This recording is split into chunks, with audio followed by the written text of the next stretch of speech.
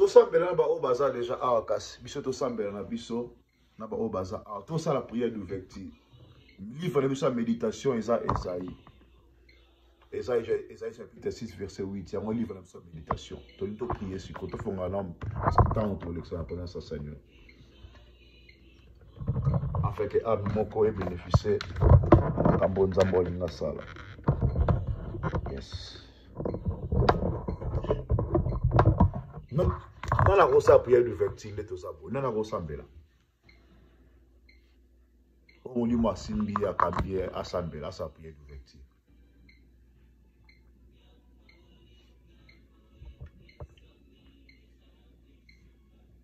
Na sambeli na ngakasi. Seigneur, te paie sur merci pour la grâce. M'attends fort autorité de la présence de Nayo. Tu dis sambela, di boso nzamba yo kaka. Nzamba yanolaka. Tika moment où c'est le moment favorable pour na mutu nyonso. Pour ça na biso ensemble pour na muta ko yo kabiso même après.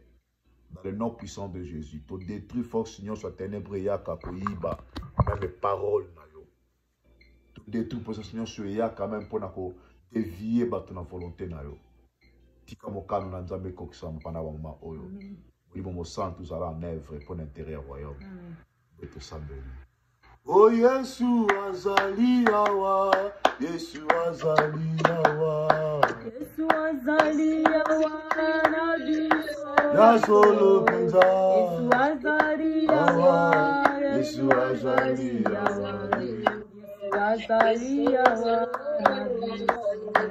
Oh Yesu azali yawa, Yesu azali yawa, Yesu azali yawa na biso. Oh ya solo. Yesu azali yawa, Yesu azali yawa, Yesu azali yawa na biso.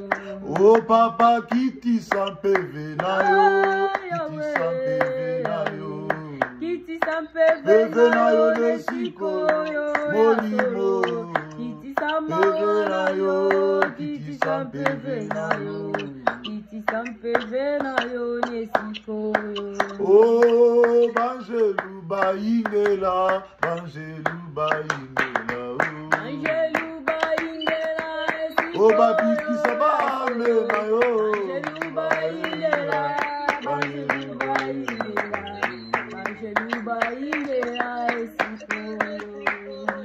oh kombo yo, kombo yo ya Yesu, kombo yo, kombo yo bandandi kala o, Kombo yo, kombo yo, kombo yo ya Yesu, kombo yo, kombo yo ya Yesu. oh kombo yo, kombo yo ya Yesu, kombo yo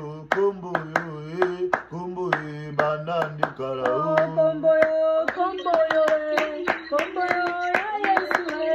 Kombo yo, kombo yo ya Yesu.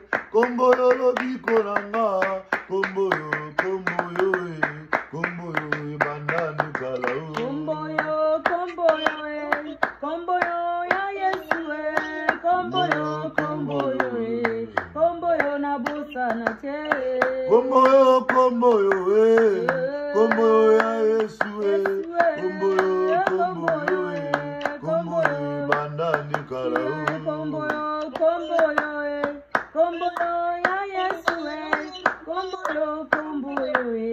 Kombo yo ya Yesu. Yahweh, papa na biso kumama, Yahweh, kumama Yahweh, Yahweh, kumama papa, papa yolo bakyo kosala, tango yango yo kumama, tobeleli yo mokunzani limo, kumama Yahweh. Mama lelo Nali to bana opambola bolingo nzambe likola vi na biso na kati ya bomoi na yo na kati même ya vision oyo banda kosambela mpona bomona opesa nzambe merci mpona temps pesinga na yo na kombo na yesu masiya tosambeli dans le nom de Jésus. Nous te disons merci Seigneur pour la grâce osali biso. Merci pour la bolingo no papa na lola oza nzambe oyo adisposaka bamoya boye mpona intérêt ya peuple na ye. Merci Seigneur pour la bolingo na yo. Merci Seigneur pour la grâce na yo. Merci Seigneur pour la grâce na yo. Merci Seigneur pour l'opportunité opesi biso osali biso grâce à kosambela liboso na yo tika kombo na ekomisama kombo na epambolama kombo na enetolama likolo na nyonso toza reconnaissant Seigneur ya kopesa merci toza reconnaissant Seigneur ya opambola yo topambola mpona temps oyo topambola mpona libaku malamu oyo tozi Seigneur ya ozala na présence na yo. Merci Seigneur pour la grâce. Merci Seigneur pour la grâce. Merci pour la grâce. Toleki bandeko bazana kachone lokote bandeko bakufi Seigneur toleki bango na bosantu te olingo nonde bateli biso olingo nonde bundeli biso nkolo yango na pamboli bolingo na yo bolingo na one kulusu okufa mponga naza na bomoi okufa mponga naza na bomoi natomboli yo nzambe alola natomboli yo le tout puissant napamboli yo makasi na ngai nzambe azobatela nga nzambo abundelaka nga nzambo akotaka bitumba na nga nzambo yakangolaka ngai nzambo abenganaka molili na couple na nga nzambo alongolaka molili na bana na nga nzambo amonaka ngai alongolaka mawa na motema na nga ntango motema na nga etondaka na mawa yo tolongolaka mawa Yesu tombama na yo nkolo tombama na yo nkolo wabatelaka lokola yo aza te wabundelaka lokola yo aza nango nazotombola yo makasi na nga yo nde makasi ya bafaible yo nde mayele ya bazoba Yesu yo mayele na ngai yo nayebaka ya koloba te Yesu ya solo ozalaka vraiment mayele na ngai ozalaka mayele na ngai. Oh Jésus, merci Seigneur pour ta grâce, pour tes bienfaits, pour ta bonté Seigneur. Nous sommes vraiment reconnaissants. Reconnaissants par rapport à ton amour. Reconnaissants Seigneur. Reconnaissants Seigneur. Reconnaissant Seigneur, reconnaissant Seigneur. Merci Seigneur. Merci Seigneur, merci Seigneur, merci Seigneur pour tes bienfaits, pour ton amour, pour tes bienfaits, pour ton amour, pour tes bienfaits, pour tes bienfaits, pour ton amour, pour tes bienfaits. Pour tes bienfaits, pour ton amour, pour tes bienfaits, pour ton amour, pour tes bienfaits. Merci Seigneur, Dieu d'amour, tu nous as donné ce matin, tu nous as donné ce soir pour pouvoir rester dans ta présence. Tu es merveilleux, Papa. Tu es le Dieu d'amour. Tu es merveilleux, Seigneur. Tu es le Dieu d'amour. Tu es merveilleux, Seigneur. Tu es le Dieu d'amour. Tu es merveilleux, Seigneur. Tu es le Dieu d'amour. Yesu na tombolio kuna tongo ya sika tongo ya gloire. Alléluia, tongo ma Seigneur. Merci Papa. Tongo ya gloire kuna tongo ya sika tongo ezalaki tongo ya liboso. Yesu na tombolio Yesu na tombolio kuna bolamu na yo kuna bolamu na yo kuna mawa na yo kuna faveur na yo nzambe mérité. Yesu na tombolio Yesu na tombolio Yesu na tombolio Yesu na tombolio yondo zana clé ya nyonso nanga nango na tombolio. Yahweh, merci Papa. Alléluia, Yesu tombama. Alléluia, Yesu tombama. Elonga na yo. Yes, merci kono na bomo. Bolingo tozoluka nzambe eza pana yo. Makambo tolinga tosala susi nango eza yo Seigneur. Baamo ezozala perdi kozonga na bango eza yo. Tozopambola nzambe abomo oyo amonanaka pa bato balukaka ye oyo amonanaka epa bato base consacre epai na ye nzambe ya bomoi. Elebo sakaria babo nindara base tombama Seigneur, tombama Seigneur, tombama Seigneur, Nous allons glorifier comme on a eu pendant ce moment. Dis à Dieu de glorifier son nom pendant ce moment. Nous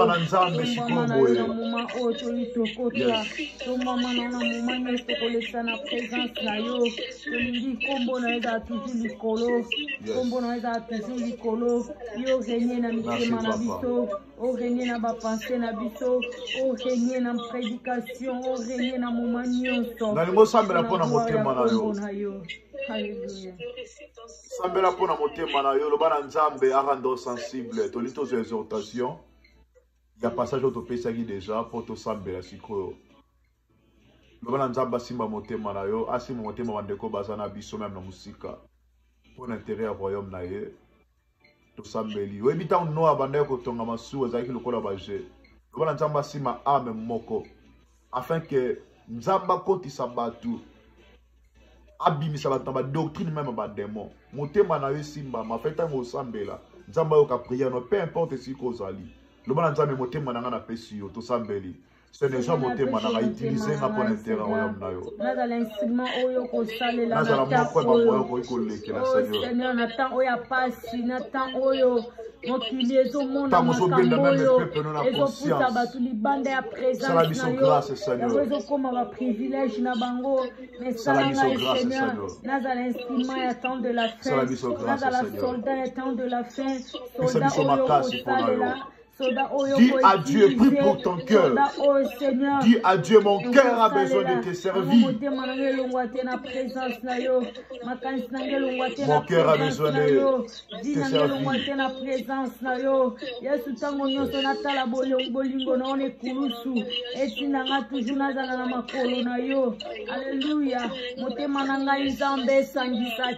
La grâce de l'amour, la grâce de la paix, la grâce de la délivrance.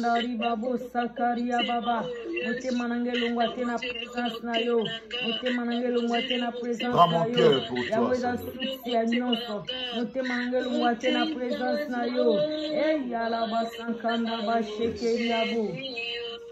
Il a beau chakaria, motema nangelu mwate na présence na yo. Alléluia. Motema nangelu mwate na présence. Utilise-moi pour ta gloire. Motema nangelu mwate na présence na yo. Motema nangelu mwate na présence na yo. Alléluia. Merci Seigneur. Saint-Esprit, te paie au moment où pendant ce temps, on voulait passer dans ta présence.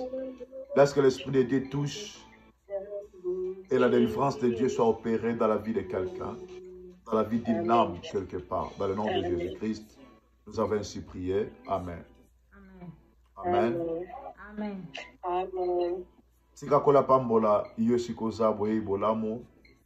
Je voulais dire que le Seigneur te bénisse. Là où tu es, que Dieu te bénisse, soit vraiment la bienvenue ou le bienvenu. Nous voulons partager une pensée. On avait déjà donné le verset.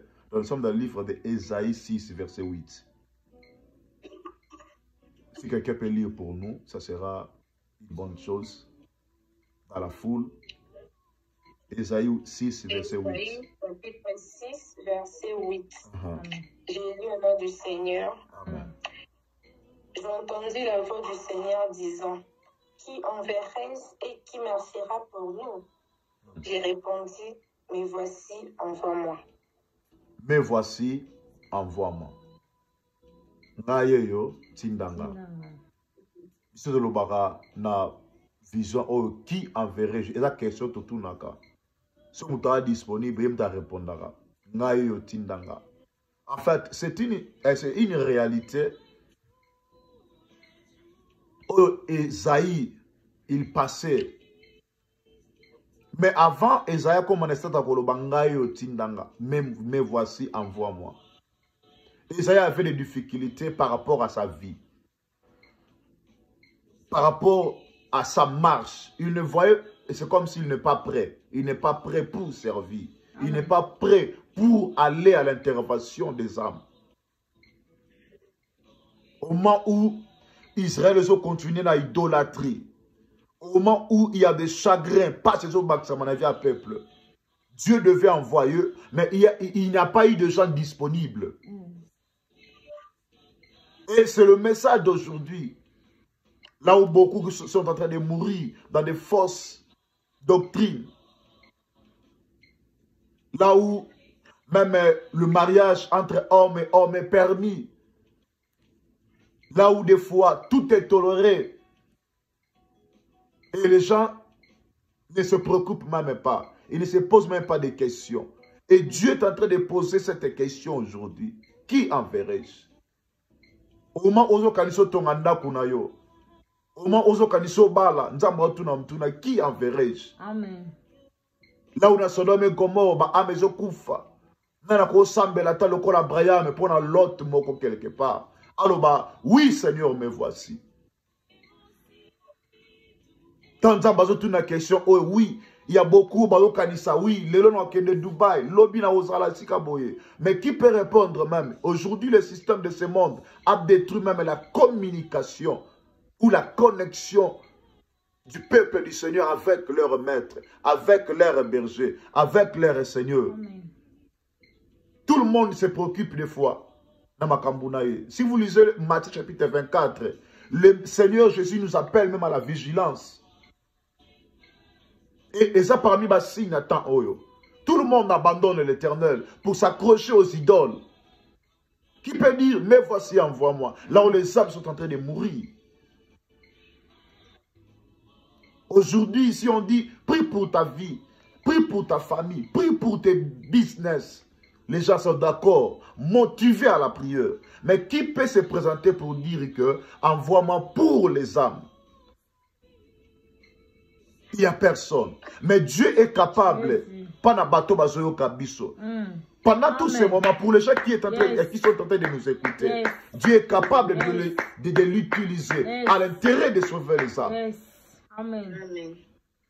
À l'intérêt de secourir la vie de beaucoup. Le système de ce monde continue toujours à manipuler, à empêcher même les gens de croire aux serviteurs de Dieu. Il y a même des montages qui se font. Il y a des choses terribles dans l'église du Seigneur. Mais qui peut se présenter devant le brèche de l'Éternel pour se dire que, mais voici, envoie-moi. Mais je prie aujourd'hui, c'est ça ma prière.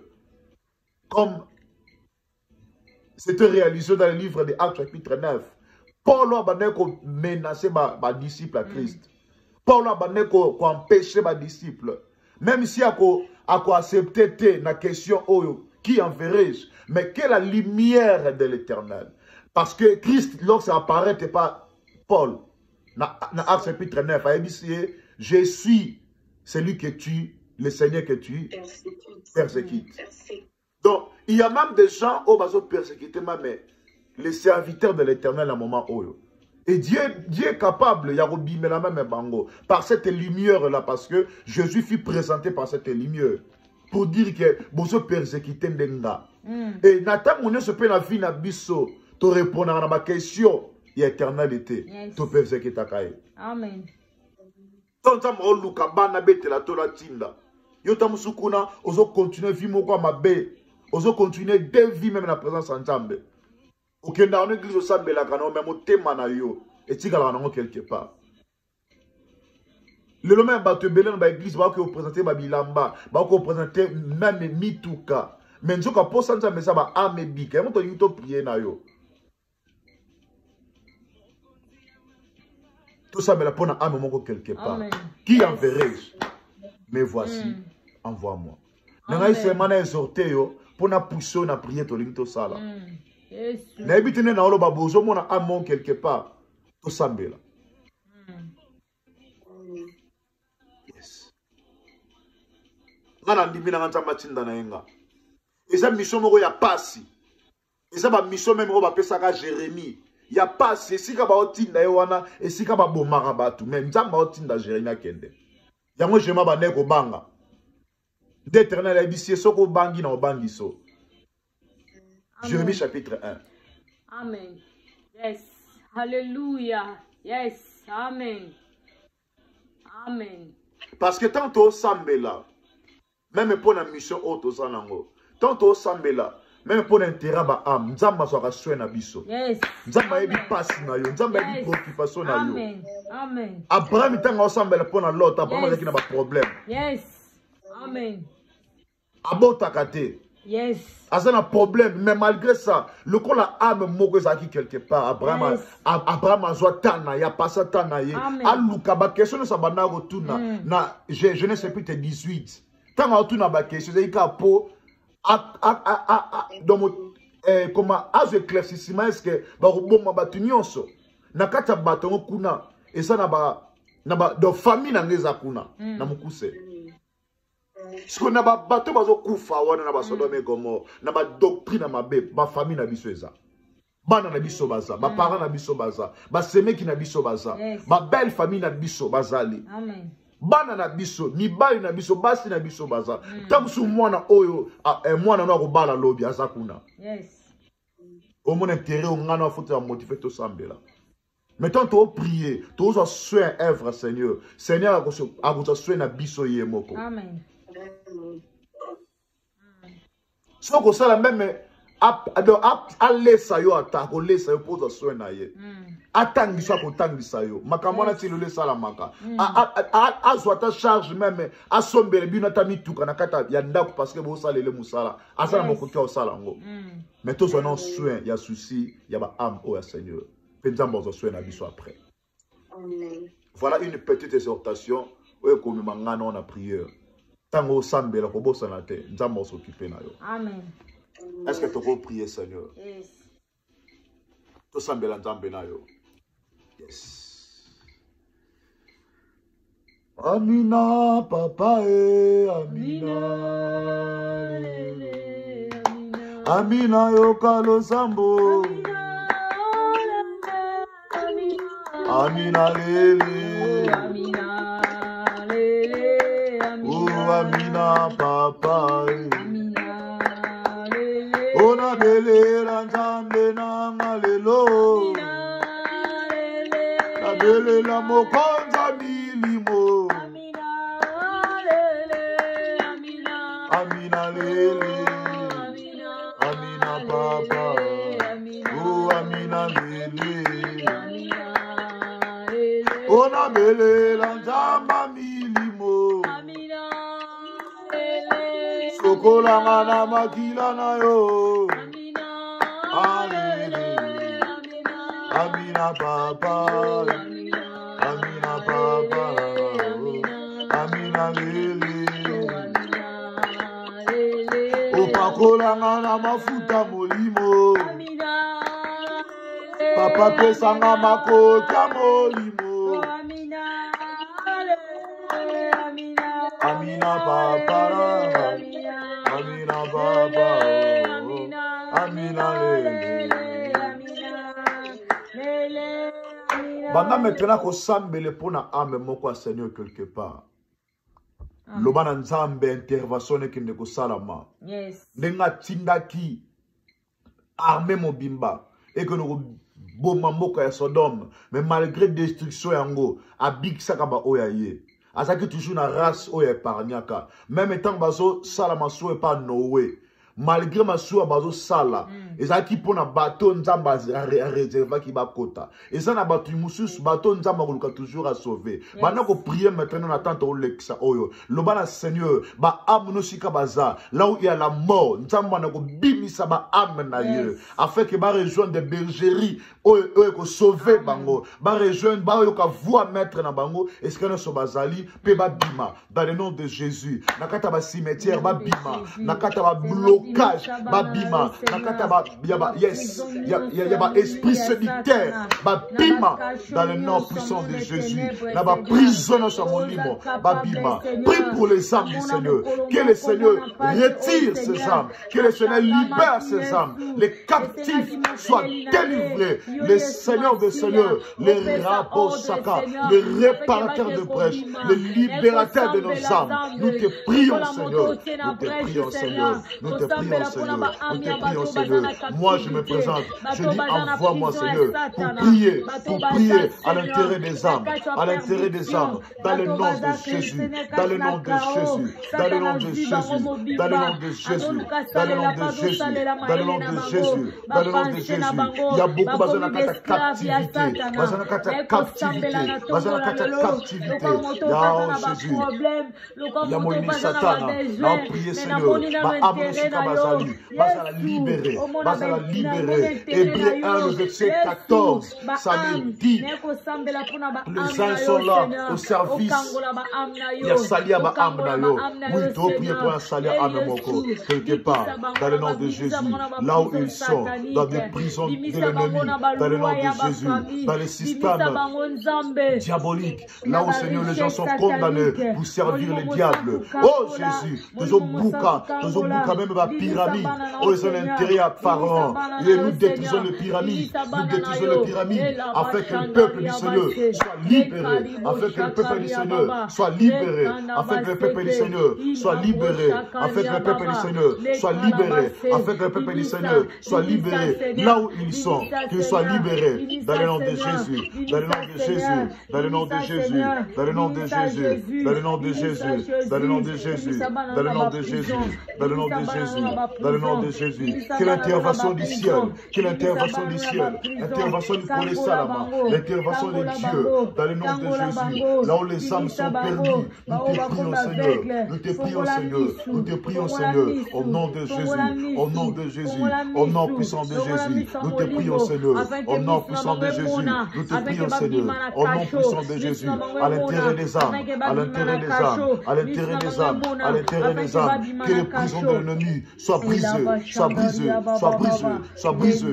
soient brisées, soient brisées, soient brisées, dans le nom de Jésus, dans le nom de Jésus, dans le nom de Jésus, que les prisons soient brisées, au nom de Jésus, nous libérons les âmes, nous libérons les âmes, nous libérons les âmes, c'est ça la mission du Seigneur, selon Luc chapitre 4, verset 16, c'est la mission de notre Maître, c'est pour libérer les âmes, c'est pour rendre libres les opprimés. Oh Seigneur, accomplis cette portion de l'écriture aujourd'hui, accomplis cette portion de l'écriture aujourd'hui, au nom de Jésus, au nom de Jésus, au nom de Jésus, au nom de Jésus, au nom de Jésus, au nom de Jésus, au nom de Jésus, au nom de Jésus, au nom de Jésus, au nom puissant de Jésus, au nom puissant de Jésus, au nom puissant de Jésus, au nom puissant de Jésus, au nom puissant de Jésus, au nom puissant de Jésus, au nom puissant de Jésus. Il y a beaucoup qui sont dans l'ignorance, que la puissance de Dieu les libère, les libère, les libère, les libère, les libère, les libère, les libère, les libère, les libère, les libère, les libère, les libère, les libère, les libère, les libère, au nom puissant de Jésus, au nom puissant de Jésus, au nom puissant de Jésus, au nom puissant de Jésus, au nom puissant de Jésus, au nom puissant de Jésus, au nom puissant de Jésus, au nom puissant de Jésus, au nom puissant de Jésus, au nom puissant de Jésus, au nom puissant.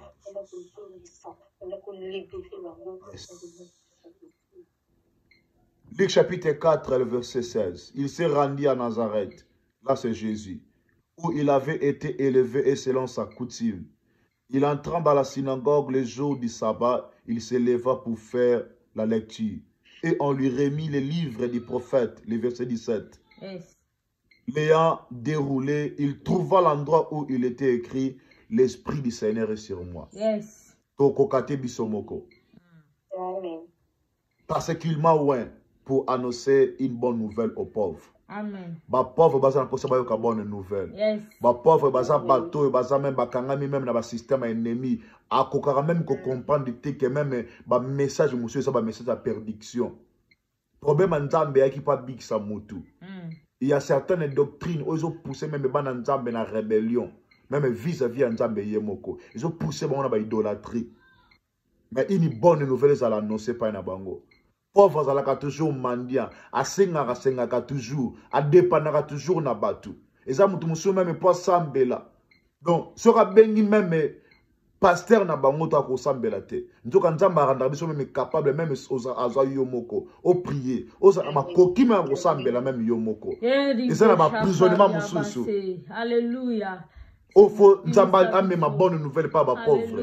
Ma pauvre basa la guérir si ka bazali ba âme on la guérir. Bana ressemble siko portion écriture oyo et kokisama.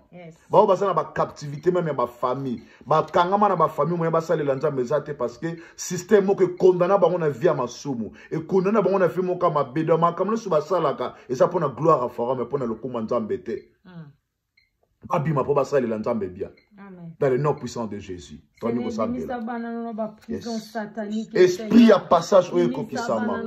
Cette portion de l'écriture à l'accompli. Dans le nom puissant de Jésus. Une bonne nouvelle à l'annoncer pas à ma pauvre. Jamais utiliser le col instrument naïe. Au nom de Jésus. Il y a des gens qui meurent parce qu'ils n'ont même pas la connaissance de la parole de Dieu. Et qui peut apporter la connaissance si les envoyés du Seigneur ne sont même pas envoyés. Yangoto prier Seigneur. Nino baliaki. O baby ça même ba cerveau ya bateau. Ba yo kalisu nzambete. La voix de l'Éternel était. Au nom de Jésus. O bazana ba captif bazana libéré. Que le Seigneur accomplisse cette portion pour proclamer aux captifs la délivrance. Que la délivrance. Nene mongongo ya Lazare malgré Koufa. Mais Lazare a yoka mongongo à Jésus. Ba Lazare ba bima. A Lazare moka bima. Et oh Lazare sort. Lazare sort. Lazare sort. Lazare sort. Lazare sort. Na ba prisonnement. Na ba sépulcre na bango ba bima. Et ça ba tumusu ba tambola ma Koufa déjà. Parce que force doctrine et bomaye. Oh Jésus. Et le monde même connaissance. Yakibo moto. Oh, quelle intervention du Seigneur, quelle intervention du ciel. Il en est grâce à la proclamer. Au nom de Jésus. Que les aveugles recouvrent la vie. Oh, bazan aveuglement. Mis sur la banque fungwama. Le discernement des esprits même. Dans le nom de Jésus. Dans le nom de Jésus. Et il en est les grâces à la Bible. Dans le nom de Jésus. L'année de grâce. L'année de grâce. Baba linga de bakoufa. Baba linga basa la condamner. Grâce. Grâce. Basa la gracier Seigneur. Basa la gracier Seigneur. On va qui condamner. Le col à Pierre. Azala qui condamner. Matouva qui grâce. Dans Actes chapitre 12. Pierre a tout va qui grâce. Oh, va gracier, c'est la libérer dans ma prison ennemie. Dans le nom puissant de Jésus. Dans le nom puissant de Jésus. Dans le nom puissant de Jésus. Dans le nom puissant de Jésus. Dans le nom puissant de Jésus. Sambela pona biso sikoyo. Totika la kimia poto kakali bondeli na yo. De soza ki na Google Meet micro zaki okanga mafongola micro. Sambela pona biso. Sambela pona visage regardez de mon endroit. Le bana nzama pesa biso makasi. Le bana nzama fortifier biso. Prie pour cette vision. Que Dieu nous donne la force, que Dieu nous fortifie, que Dieu nous rend capables. Ce sont parmi des missions très dangereuses. Et c'est Jérémie qui nous révèle cela. Là où on envoyait Jérémie, c'est là où il y a eu les gens qui devaient le détruire, le faire mourir facilement. Mais que Dieu nous protège, que Dieu nous donne la force pour les servir. Au nom puissant de Jésus.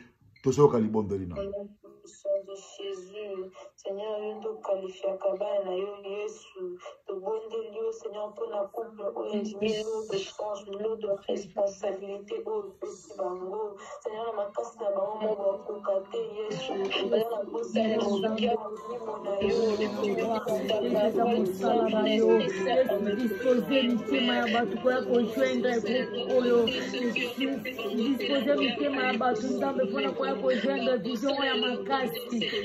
Yesu vije za kama visionnaire que vije za accomplir nzambe na bato baza déterminé nzambe bato baza concentré pona yo yango tozo sambela bato esika bato bazali bato bazanani batatu meni bato bazanani otomoni na mite otoyebite bato bazanani nzambe bande koto fana bango na environnement bato bazanani les racines Yesu grâce te met de la femme. Yesu bana kusema esika baza na lolenge oyo ozokanisa batongo baza wapi na Europe batongo nani nzambe na bomo Yesu elima bosha kantela baibose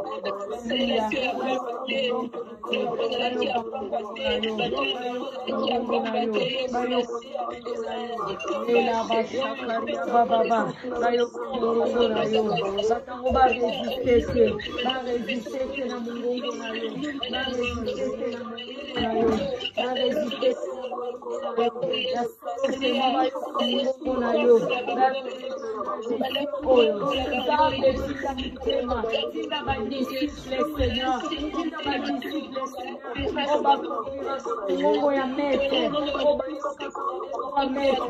ela basha kariba boshe.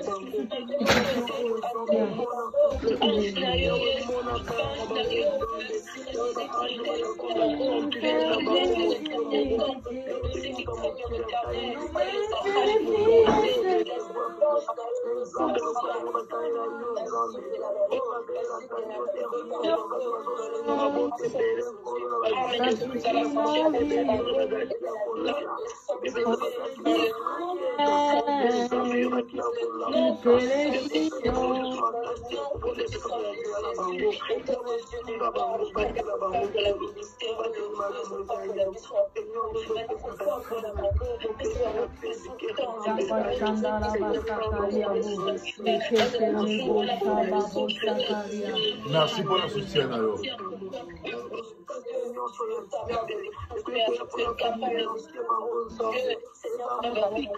Merci.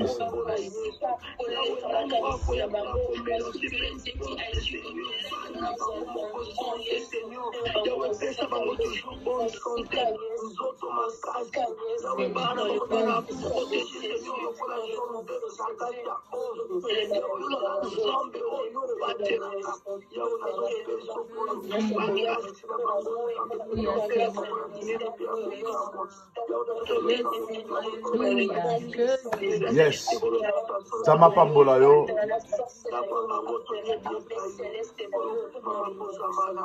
Pour la volonté la qui ressemble pour la vie.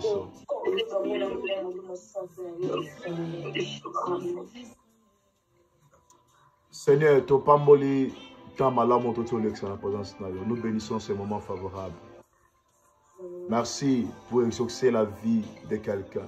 On n'a pas prié pour nos vies. On a prié l'intérêt des âmes. Au ce qui est au salélio, au pambola lipa na biso, au pambola mai na biso. Œuvre oyo, toti ko saleza œuvre na yo. Il y a eu des gens qui ont prié pour les âmes du Seigneur. Soit soin na bango, na posa mai, na posa lipa. Ma difficulté ni bazanango. Père ou intervenir. À prouver que réellement cette vision, on doit accompagner en Jardin de Dieu, mon endroit, c'est ta vision. Manifester miracle na yo na ba santé ya batu. Manifester grâce na yo fongola même bato musu miso ya molimo ba peut-être olexa awa et ça la même communication ba grâce. L'onction prophétique, ma capacité là la calé la muka. Afin que peuple na yo et ça la éveiller nos bénédictions de vigilance selon Matthieu 4. To pamboli semaine asika lobby to zalana yo lisusu à partir à 10h. Il y a lobby lundi zalana biso. Na poko na ngwa partir à 20h to zalana yo. Bande ko nyonso ba yo kabiso de part et d'autre en Europe en Afrique. To sengi lo boko na nguya. Et ça la bango bikama. Na ba domaine nyonso ba lutter la yo, ba mona yo. Le ko ba sur à musala na yo. Ndeto sambeli. Na kombo na sunasia. Amen. Amen. Merci. Nzama pambola bino. Prière na biso zo continuer. Maintenant to peso ka merci.